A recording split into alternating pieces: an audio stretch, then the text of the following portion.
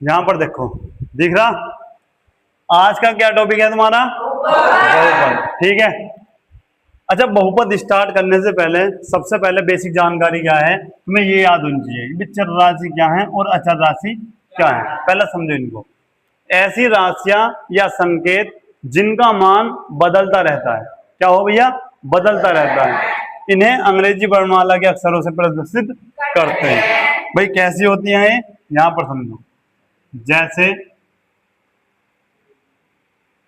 Mostly use जो होती है उसको लिख रहा हूं, एक्स वाई जेड। ठीक है। ये हालांकि ए बी सी डी पूरी होती है, लेकिन सबसे ज्यादा यूज क्या होती है? X Y Z. ठीक है। क्यों भाई ऐसा? क्या ऐसा? इसलिए मुझे बताओ, किसी क्वेश्चन में एक्स का मान आपको 2 दे रखा होगा, ठीक है, और किसी और क्वेश्चन में एक्स का मान क्या दे रखा होगा? 4। ठीक है भाई। ऐसा मान लो ये एक रूम है और आप बाहर से कमरा लेने गए, तो आज ये रूम आपका है, आपने खाली करा, फिर कोई और आया तो रूम उसका हो गया। ठीक है। तो एक क्या है, ऐसा मान लो खाली डिब्बा है। ठीक है। आज कुछ भर के रख दिया, कल कुछ भर के रख दिया। जैसे आज एक्स का मान क्या है? 2 है। कल एक्स का मान क्या होगा? 4। फिर क्या होगा? 2 का, बेटा 2 का टेबल नहीं चल रहा है। ठीक है। कुछ भी हो सकता है। ठीक है। कुछ भी हो सकता है। तो ये क्या होता है भैया? आपका बदलता रहता। ठीक है। ये आपका क्या है? चर। अचर क्या होता है? बेराशि जिनका मान निश्चित होता है। निश्चित कैसे भैया? जैसे कोई संख्या ले लो भैया, आपका 1, 5, 7, -8, 0, 50, कुछ भी ले सकते हो भैया आप। सारी बात समझ में? अब बताओ ये कैसे भैया? तुमसे कहूं मैं भैया 5 लिख कर दिखाओ, तो तुम ऐसे लिखोगे क्या? यही तो बता रहा हूं। ठीक है। हाँ, मैंने आपसे कहा 5 लिखो, तो 5 को ऐसे लिखोगे क्या? नहीं ना। 5 को तो 5 ही लिखोगे। क्यों? ये भैया निश्चित है, 5 को ऐसे ही लिखा जाएगा। ठीक है। ऐसे नहीं लिख सकते। ठीक है। इसकी वैल्यू क्या है? निश्चित है। तुम तो कहा भैया 1 लिखो, 1 ये लिख दिया, ऐसे लिखा जाएगा। ये निश्चित है। ठीक है। अच्छा, ये दोनों चीज समझ में आई। चर अचर क्या होता है? चर क्या होता है? जिसका मान क्या हो भैया? बदलता रहे। तुम्हारी जरूरत के हिसाब से वो बदलता रहेगा। मान लो एक क्वेश्चन में एक्स का मान 4 है, दूसरे में 8 है, किसी में कुछ और दूसरा। लेकिन अचर क्या है? जो मान क्या हो, हमेशा निश्चित हो। जैसे इसके अलावा और क्या हो सकता है आपका? पाई, √2, √3, कुछ भी। ठीक है। ये भी भैया क्या है? आपके अचर ही है। अच्छा, नेक्स्ट क्या है आपका? बीजीय व्यंजक। चर और अचर के योग, मतलब इन दोनों का क्या कर लो? योग, या फिर क्या कर लो? अंतर, या क्या कर लो? गुणा, या कर लो से बने पद होते हैं। ठीक है। अच्छा, मैच नहीं कर रहा कुछ। देखो, बीजीय व्यंजक क्या होते हैं?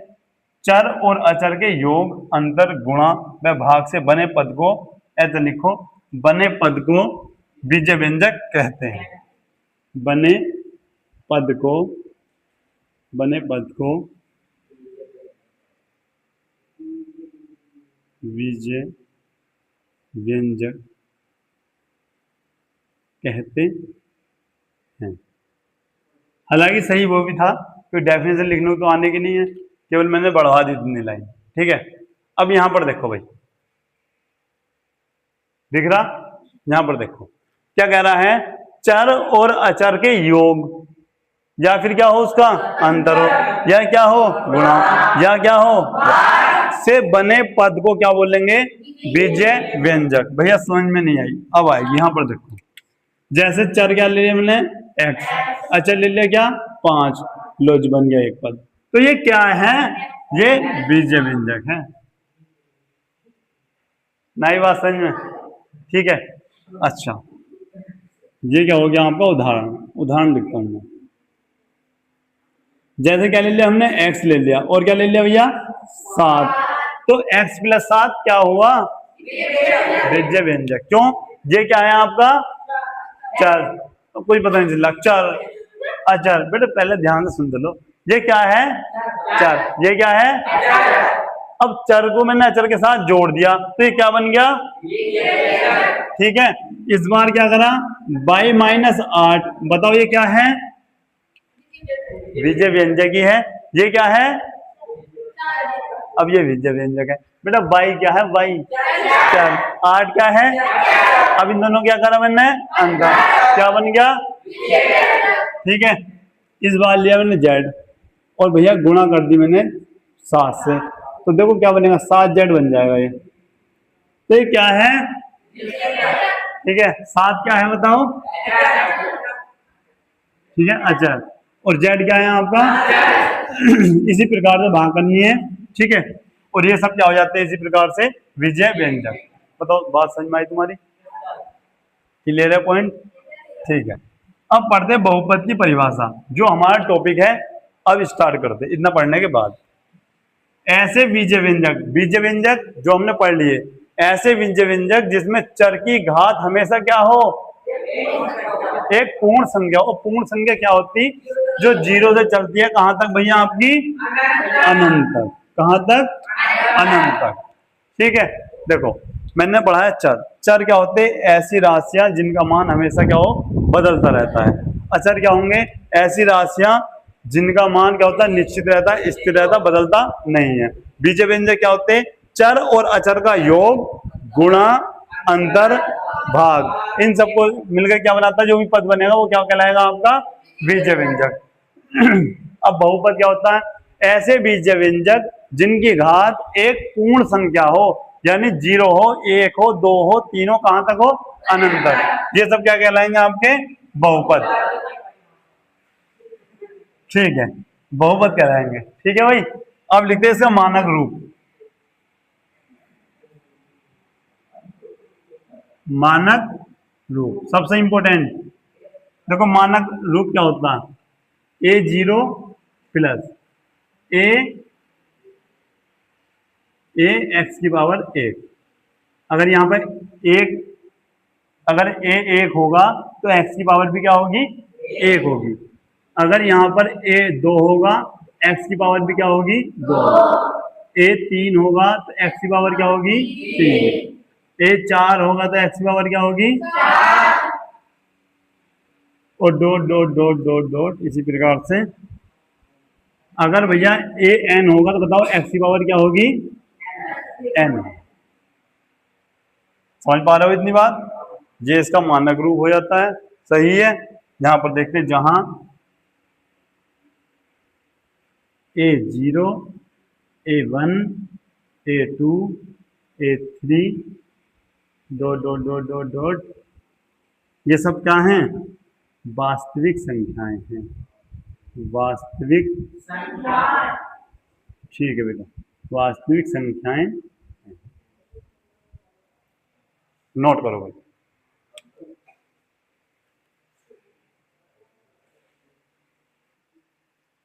यहां पर एक लाइन और ऐड करो, देखो कि जो घात होगी वो ऋणात्मक या भिन्न में नहीं होगी, लिख लो, घात ऋणात्मक या भिन्न में नहीं होगी, ठीक है। चलो मैं इसको रफ करता हूं इतना, अब इसको ध्यान से समझो भाई। देखो अब जो पढ़ते हैं हम, अब पढ़ेंगे बहुपद घात क्या होता है। बहुपद में चर की सबसे बड़ी घात को उस बहुपद की बहुपद घात कहते हैं, ठीक है ना।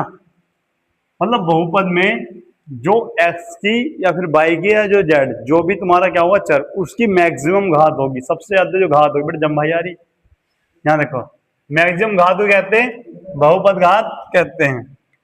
यहां पर समझो एग्जाम्पल, सबसे पहले यहां पर लिखता हूं मैं,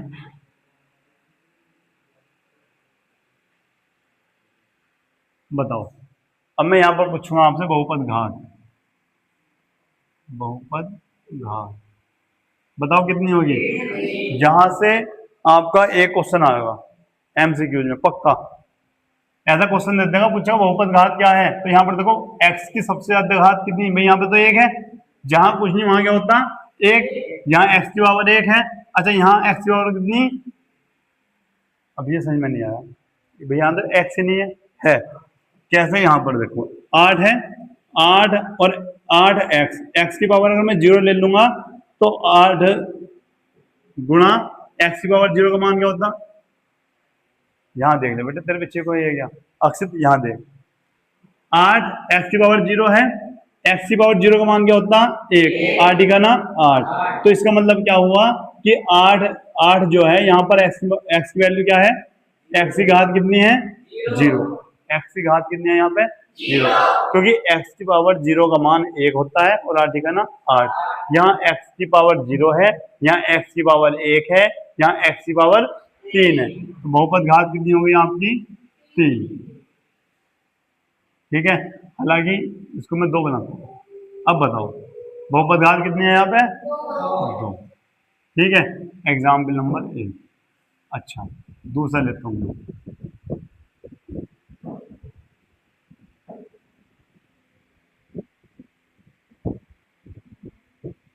मुझे बताओ यहाँ बहुपद घात कितनी है? तुम कहोगे भैया 4। बहुपद घात कितनी है? 4। ठीक है, मुझे ये बताओ यहाँ पर बहुपद घात कितनी है? -2। लेकिन अब मैं तुम्हें एक बात बताऊंगा, मैंने तुम्हें बताया है कि घात अगर ऋणात्मक हो गई तो पहली बात तो यह है ये बहुपद हो गई नहीं।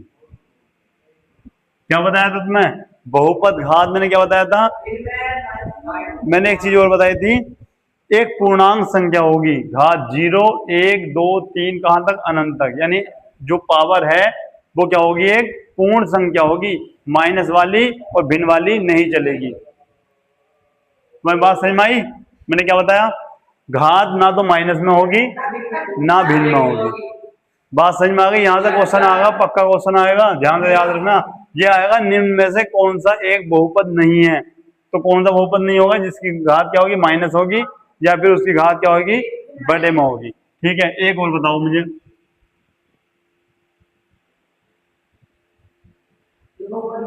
बताओ बहुपद है नहीं है? अंडर रूट के अंदर है। अंडर रूट का मतलब क्या हो गया कि 1/2। एक कह रहे हैं कि अंडर रूट का मतलब माइनस हो गया। बेटा कहां से माइनस हो गया?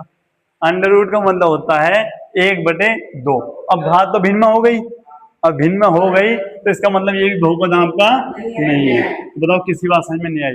यहां से क्वेश्चन आएगा पक्का। ठीक है, अब यहां पर समझते हैं।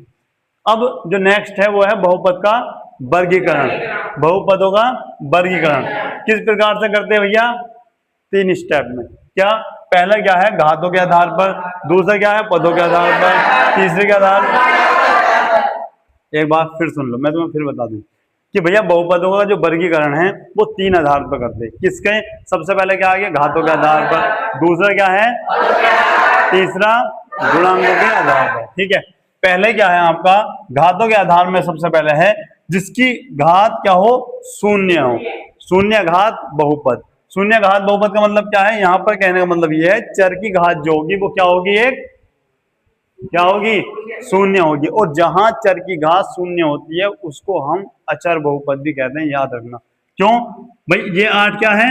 बताओ बताओ क्या है? 8। कोई अचर बोल रहा, कोई अचर बोल रहा, ध्यान रखो। ये है भैया क्या आपका? अचर। ठीक है, अचर का मतलब क्या है? यहाँ पर x की पावर क्या होगी? 0 होगी। इसका मतलब यहाँ पर x की पावर क्या हो गई? 0। और मैं यही तो कह रहा हूँ जिसकी घात क्या हो? शून्य हो। तो ये क्या कहलाएगा आपका? शून्य बहुपद कहलाएगा। तो भैया इसको तो हटा दो क्योंकि इसका मान तो 1 होगा। इसका मतलब कहने का मतलब ये होगा 8, 7 माइनस के 17 कुछ भी ले लो, ये सब कैसे बहुपद हैं? ये भैया आपके शून्य बहुपद हैं। किसकी बात समझ में नहीं आई? क्लियर है भाई सभी को? यहां पर देखो, रैखिक बहुपद क्या होते हैं? जिसमें चर की अधिकतम घात 1 हो। कैसे हो? 1 हो। मतलब 8x, 17y और 20x, या फिर z ले लो। देखो यहाँ पर x की पावर कितनी है? 1। y की पावर कितनी है? 1। यहाँ z की पावर भी कितनी है? 1 है। इसका मतलब ये कैसा बहुपद है? रैखिक बहुपद है, क्योंकि यहाँ पर घात कितनी है? 1 है। आई बात समझ में? नेक्स्ट, द्विघात बहुपद। द्विघात बहुपद का मतलब क्या है? जहां पर चर की अधिकतम घात कितनी हो भैया? जहां पर चर की घात अधिकतम कितनी हो? 2। अच्छा, यहाँ पर भी देख लो, इसको क्वेश्चन को आप ऐसे भी नोट कर सकते हो, या फिर इसको ऐसे भी दिखा सकते हो कि 8x प्लस 5 7 बाई प्लस 8, ऐसे भी दिखा सकते हो। क्यों? यहाँ पर x की पावर कितनी है? 1 है। यहाँ पर x की पावर, y की पावर कितनी है? 1 है। तो ये क्या है? आपका रैखिक बहुपद है। ठीक है। द्विघात बहुपद क्या है? जहां पर x की अधिकतम घात 2 हो। बहुपद घात मैंने बताई भी थी तुम्हें। यहाँ पर x की अधिकतम घात कितनी है? 2 है, तो इसलिए द्विघात बहुपद है। नई बात समझ में? नेक्स्ट दूसरा एग्जाम्पल ले रहा हूं। दूसरा एग्जाम्पल है आपका 7x⁻2 6x प्लस 7। मुझे बताओ कैसा एग्जाम्पल है? द्विघात बहुपद का। क्यों? यहाँ पे x की पावर मैक्सिमम 2 है। अच्छा, कोई किसी को कंफ्यूजन हो, यहाँ पे y लगा दो तो अब क्या होगा भैया? तो भैया अब भी द्विघात बहुपद है, क्योंकि यहाँ पर हमें x y से मतलब नहीं है, हमें है चर की पावर अधिकतम 2 होनी चाहिए। तो चर की अधिकतम पावर कितनी है हमारे पास? 2 है, तो इसलिए क्या है भैया? ये द्विघात बहुपद है। अच्छा, नेक्स्ट त्रिघात बहुपद क्या होगा बताओ?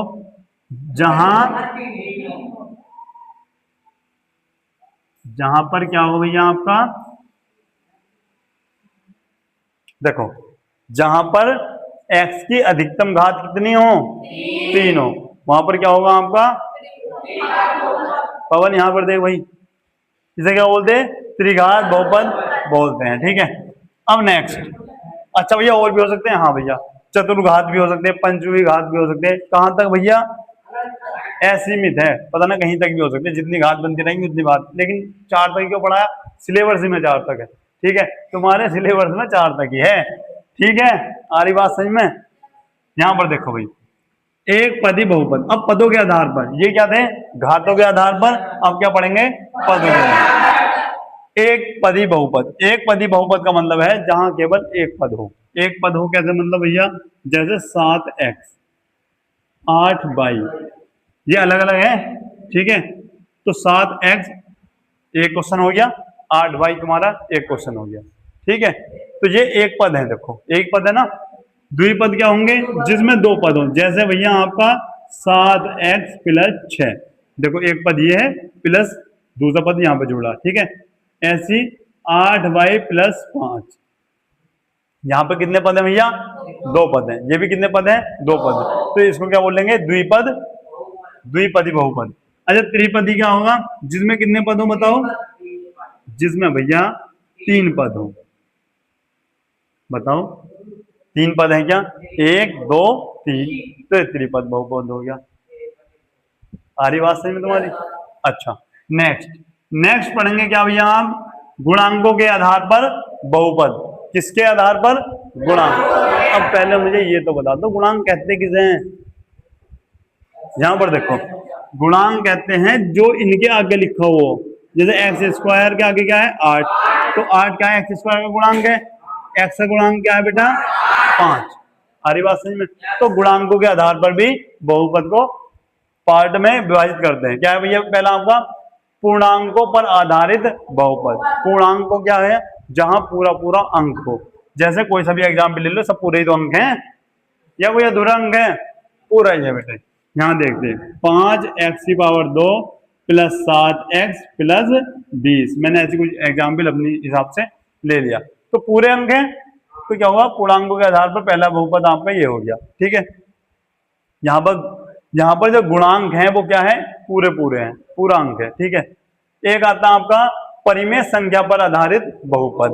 भाई परिमेय संख्या कैसी होती है? a/b के रूप में होती है। इसका मतलब गुणांक कैसा होना चाहिए? a/b के रूप में होना चाहिए। बात समझ में आ रही?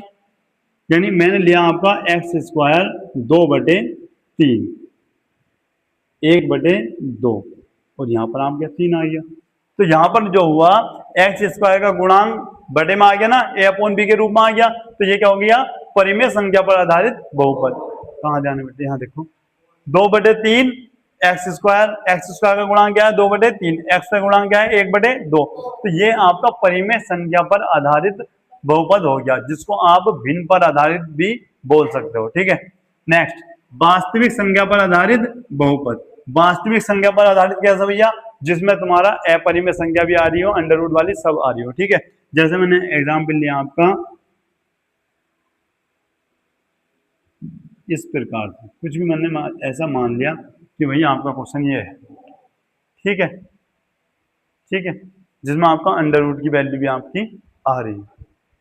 सही है, कर सकते हैं भाई। तो ये था आपका बहुपद का वर्गीकरण। सबसे पहले ध्यान सुन लो, सबसे पहले क्या बताया तुम्हारा, घातों के आधार पर। दूसरा क्या बताया, बहुपद के आधार पर। तीसरा क्या बताया, गुणांकों के आधार पर। घातों के आधार पर कितने भैया, 4। वो कहाँ तक सकते हैं, असीमित है, लेकिन तुम्हारे सिलेबस में कितने हैं, 4 तक है। नेक्स्ट है पदों के आधार पर। पदों के आधार पर कहाँ भी है, 3। इसमें भी कितने बढ़ा लो, क्योंकि आप 4 पदी भी कर सकते हो, 5 पदी कितने कर लो।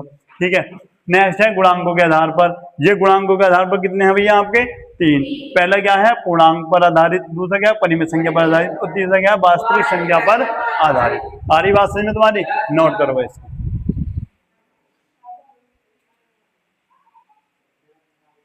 हाँ भाई, देखो इस पर आधारित क्वेश्चन आपके चलेंगे कल। ठीक है, मुझे ये बताओ, इतना जो पढ़ाया तुम्हें बहुपद के बारे में, क्या सभी को जानकारी है? क्वेश्चन पूछ लूं क्या, किसी से भी पूछ लूं क्या? ठीक है, तो मुझे क्वेश्चन बताओगे पहले। मुझे बताइए आप, अंडर रूट एक्स की पावर 2 प्लस, एक मिनट,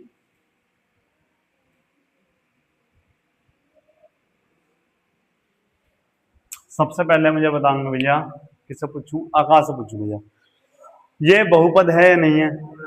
नहीं है, अच्छा। अब मुझे बताएंगी, ये क्या नाम है, निशु, बताओ बहुपद है या नहीं है? नहीं है। प्राची, ना वाले हाथ खड़ा करो सभी। हाँ बहुपद है, क्योंकि भैया 2 का वर्ग 4 और अंडर रूट स्क्वायर से क्या होगा, आपका हट जाएगा और आपका बन जाएगा भैया इस प्रकार से। और ये क्या हो जाएगा, 4 और 5 9, 9x प्लस 3, और ये आपका बन गया क्या, बहुपद। इसका मतलब आपने ध्यान से क्लास में लिया भी। ठीक है, ऐसे ऐसे क्वेश्चन भी आपसे पूछे जा सकते हैं। तो बताओ समझ में आया सब कुछ?